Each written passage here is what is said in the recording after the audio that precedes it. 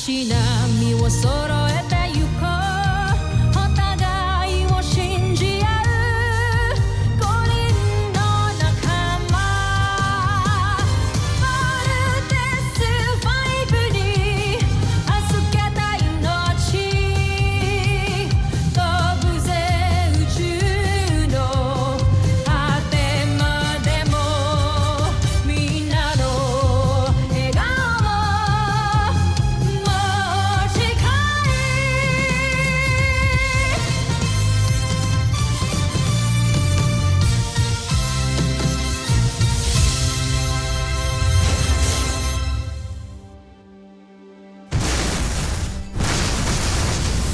Nakaraan sa Voltes 5 Legacy. Si Kuya Manuel? Isang alien? Imposible naman. I cannot put this camp at risk. At lalong-lalo na kayo. Kayo ang last line of defense. Kapag may nangyari sa inyo dahil sa kapabayaan nating lahat, who will protect our planet? Akala ko ba move on na tayo kay Steve? Kung wala sila ni Jamie, maybe I still have a chance with him. Labis-labis naman yata ang iyong pag-aalala kay Prinsipe Zardos. Kayong kanina lamang ay kausap natin siya. Huwag mo sabihin sa akin hindi ka nag-aalala para sa ating Prinsipe Draco. Nag-aalala rin, ngunit ibang antas ng sa iyo. I want you out of this camp. Maghanda ka ng military escort mo. Siguraduhin ilalabas tong sa camp si Manuel. Yes, Doc. Salakayin ninyo ang kanilang kampo ngayon dito. Joffrey, mas makakabuti siguro kung bumalik muna kayo dito sa ating himpilan. Hindi pa ako makakaalis. May kailangan pa akong kumpirmahin. Ano na naman po bang beast fighter yung kakalabanin namin? It's not a beast fighter, but the skull ship. Same ship na nakasakit sa mama niyo dati. Kayo nga ang hinahanap ko. Kayo nga ang Voltes 5. Nakikita ko na ang Voltes 5 na paalis ng kanilang kampo. Huwag mong aatakihin ang Voltes 5. Pinalusob kita para malaman ang katotohanan. Yun lang. Nalaman ko na. Comment attack now!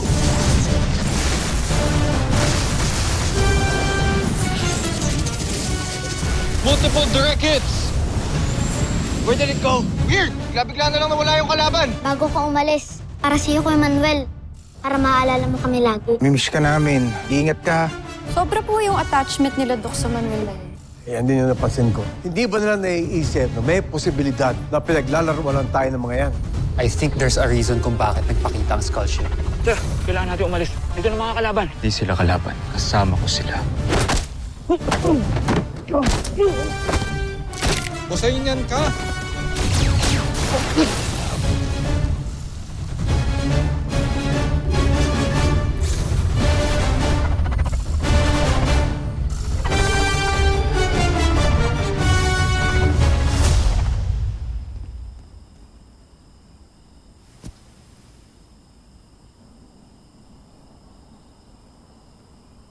CBF Command.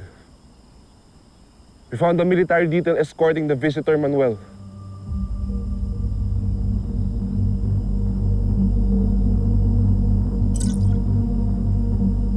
Sir, patay na po ang mga escort. No signs of subject. Patay ho yung escort. Kamusta si Kuya Manuel, Dr. Smith? Wala na. Who knows where he is right now? Posible na siya ang pumatay sa security escort. Hindi po magagawa ni Kuya Manuel yun. Mabait po yun. Sigurado ko sa sinasabi ko. Dr. Smith, we cannot jump into conclusions hanggat wala ho tayong proof. Yes, Doctor, and we don't have the proof to claim otherwise. Pero may proof si Dr. Smith na tama ang kutob namin laban sa Manuel na yun. Ano hong pruweba, Dr. Smith? Isa siyang kalaban. Just like Judy. Gusto niyo ng preba? Watch the CCTV footage.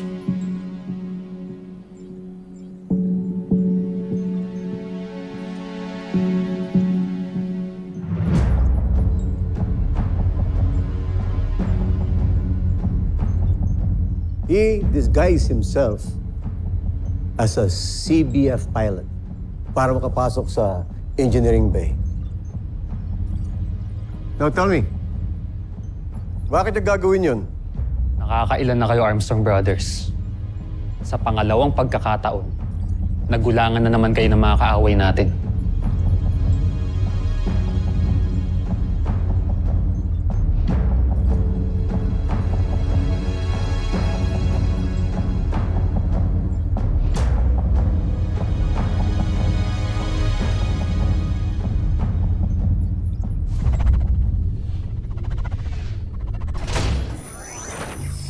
Jomfre, nagbalik na kayo.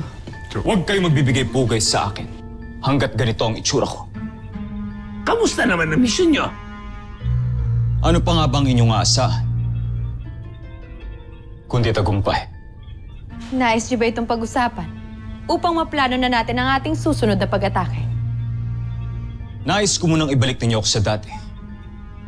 Nanditiri ako sa aking anyo. Alam nyo na gagawin.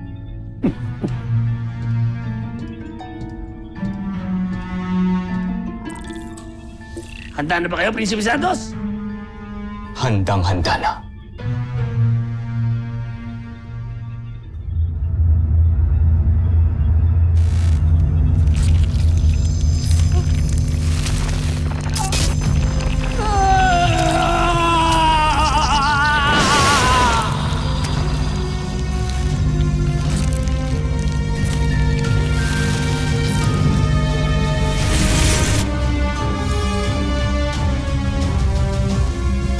Prinsipe na ako muli.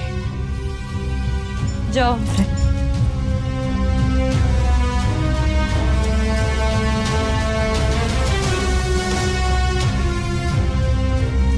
Baka naman gusto niya nang pag-usapan ng mga sikretong natuklasan niyo sa lupa. Hindi lang yan ang nais kong pag-usapan, Su. Kundi ang nalalapit na pagtatapos ng Terra Air 2. Dahil kilala ko na ang Voltes 5. Maligayang pagbabalik, Jomfre.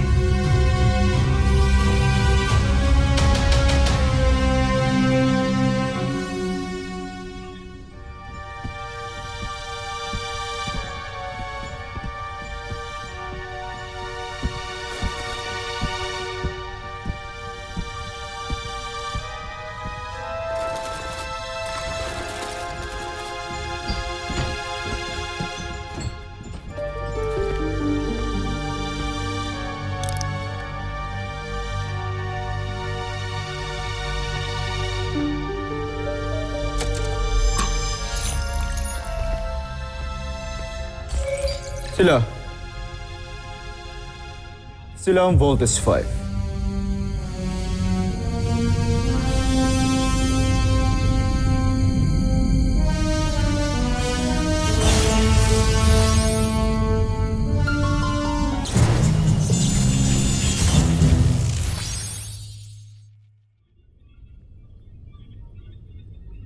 Mga musmus ang kalaban natin? Totoo, Zul. Mga musmus nga sila. Pero tinatalo ang mga nilikha ninyo. Kaya huwag niyo sila maliitin. Magagawa na rin natin silang talunin sa gagawin kong Beast Fighter, Jomfre.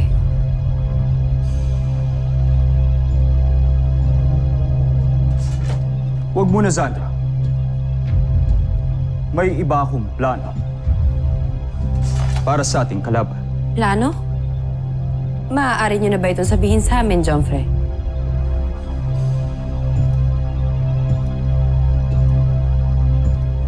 Alam ko ang kahinaan nila. At gagamitin ko yun para talunin si Voltes 5.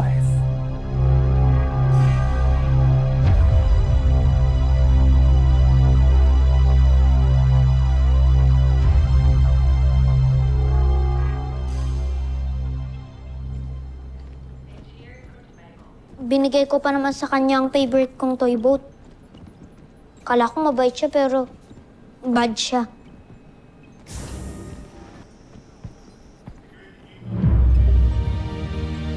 Wow, ah! Jamie, ang ganda mo! Teka lang, ganyan ka talaga matutulog? Good night, guys. Jamie. Can I talk to you? Just for a second. About what?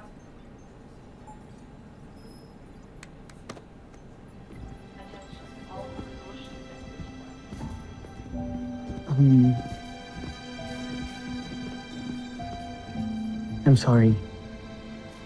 Sorry for? For everything I've said. I'm sorry, alam kong nasaktan ka. Hindi ko sinasadya. I hope we can still be friends. Gusto ko sana mabalik yung dati.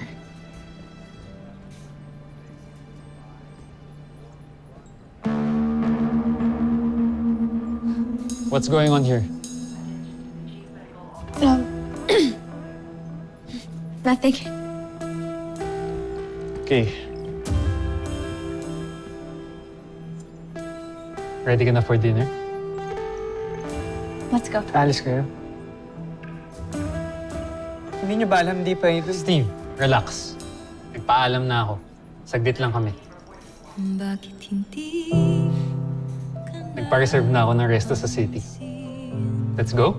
nandyan ka lang pala Let's go. aking tabi? Ba't hindi Bye, Steve. isip na baka ikaw My friend. ang para sa'kin? Kala kaibigan lang, pero parang nahulog na rin. Paano ba sinta?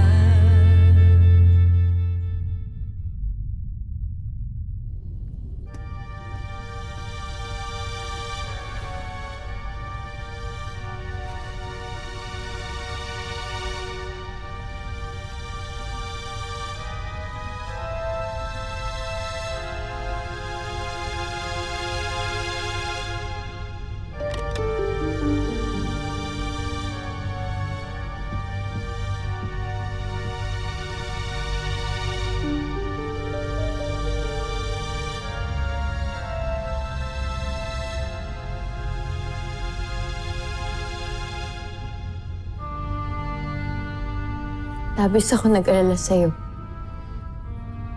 Na nagtungo ka sa kampo ng Voltas 5. Baka kasi makasaktan ka nila.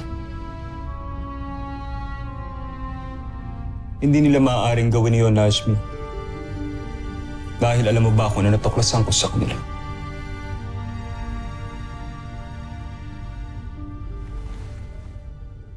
Na may hina silang nilalang. Masyado silang nagpapadala sa kanilang emosyon. At kapag napalapit ang kanilang damdamin sa kanilang kapwa, ay gagawin nilang lahat para dito.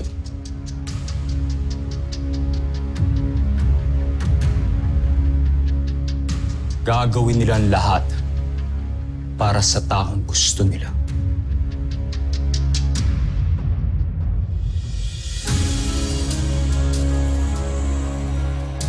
Kaya rin nilang isakripisyo ang sarili nilang kaligayahan para sa ibang tao.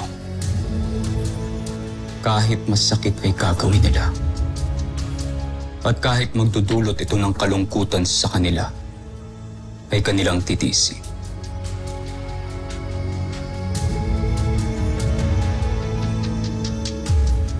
Ang pagiging marupok sa pagmamahal, ang pinakamalaking kahinaan ng tao.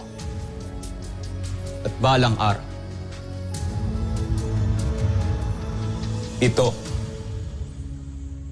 ito rin ang magpapabaksak sa kanila.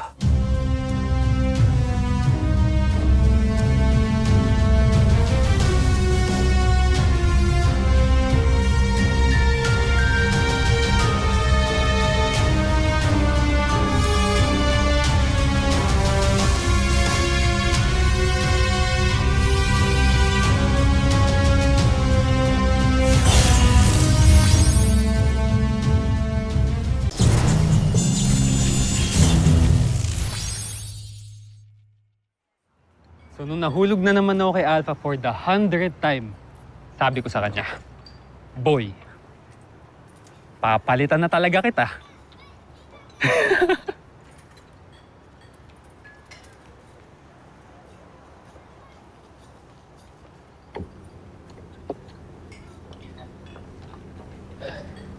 Ang lungkot mo naman. Nag-i-enjoy ka ba?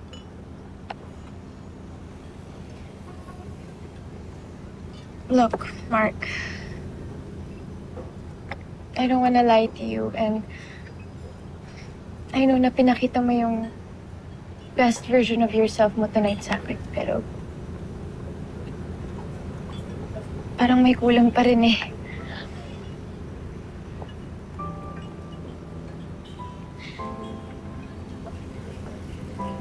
Steve, no?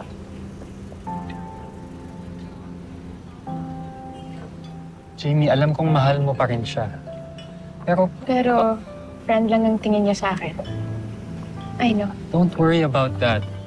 Okay?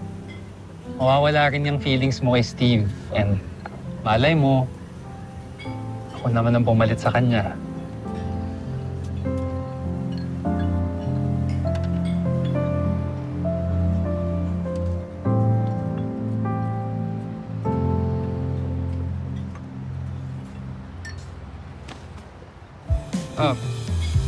Sorry, I didn't No, mean to. no, it's okay.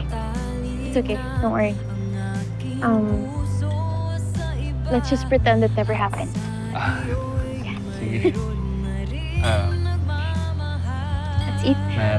Try mo na ba duman?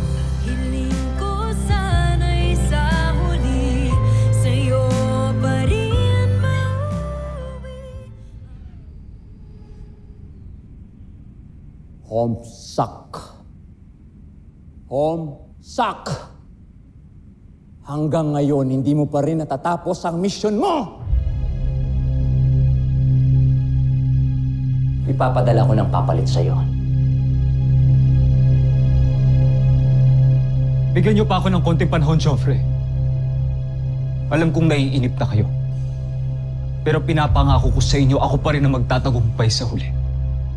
Kilalanin niyo ako. Hindi ako tumatanggap ng kabiguan. Papatunayan ko sa inyong karapat-dapat ako sa aking katungkulan. Kung ano man ang binabalak mo, siguraduhin mong hindi ka papalpak. Dahil sawang-sawa na ako, Zardos.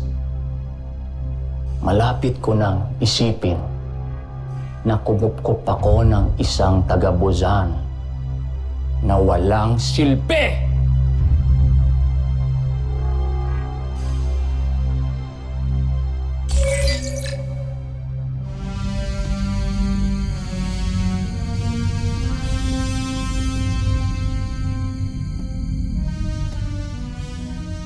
Babawiin mo ang sinabi mo, Emperador Sambujet.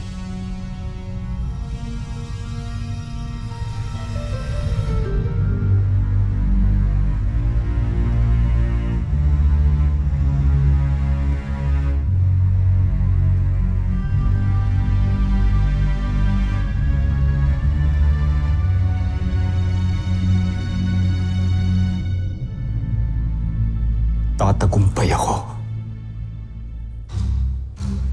Papaksak si Voldesmai.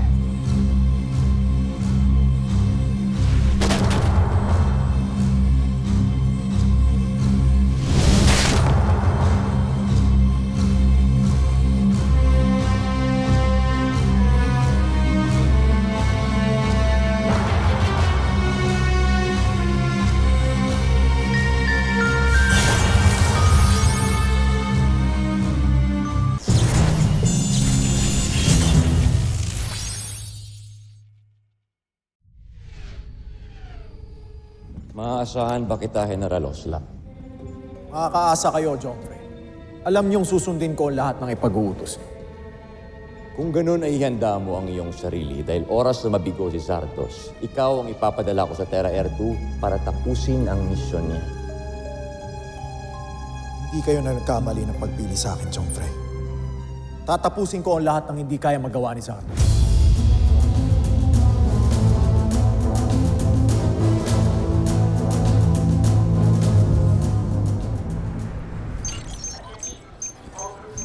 Dr. Smith, may pumasok ng unidentified spacecraft sa outer orbit at ang trajectory nito ay papuntang Camp Falcon. Sana namang Beast Fighter? Negative, Dr. Smith. Maliit lang ang configuration. Isang spaceship lang ang na-detect. Para makasiguro tayo. Yellow alert. Call in the Voltes 5 team.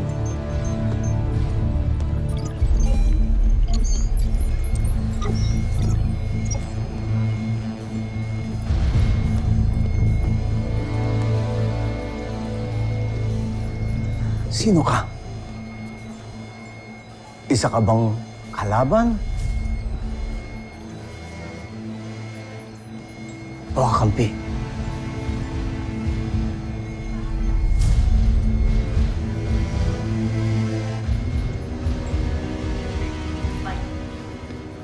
Dr. Smith. Sino ho yan? Kalaban na naman ho ba? Hindi importante kung sino yan. Bakit hindi pa natin i-take down? Ano pang hinihintay natin? Hold your fire.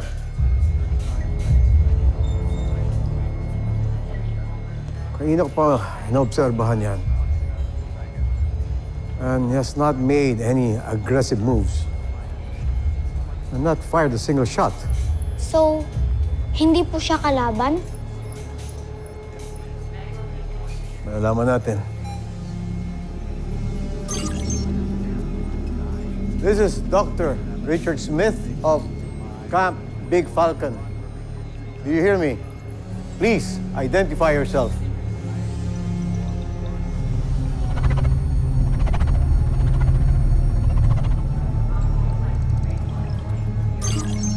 I repeat, this is Dr. Smith. Please identify yourself or we will be forced to shoot you down. Do you copy?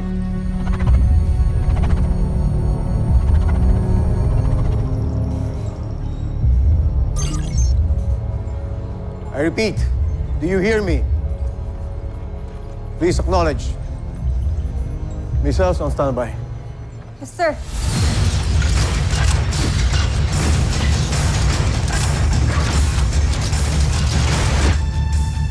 One, huwag kayong magpapaputok.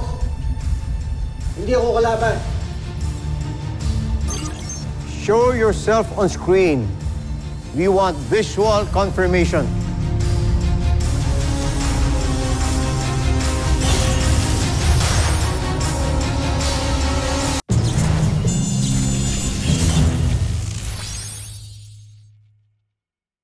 Show yourself on screen. We want visual confirmation. Sir, incoming transmission. Ako ito. Si Ned. Si Ned Armstrong.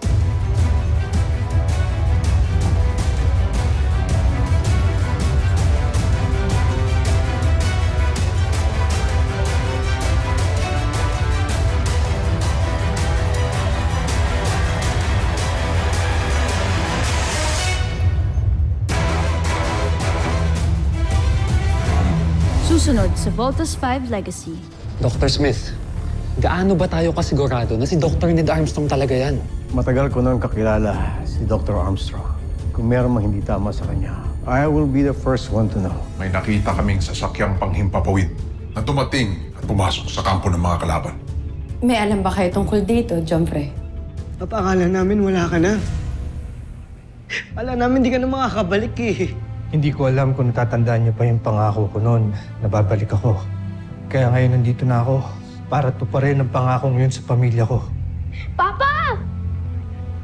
Makipagtalastasan tayo sa Busan upang malaman natin ang nangyayari. Kung sino... Wala kayong gagawin. Ngunit, Jomfrey, sino ang sakay ng sasakyang panghimpapawid na yan?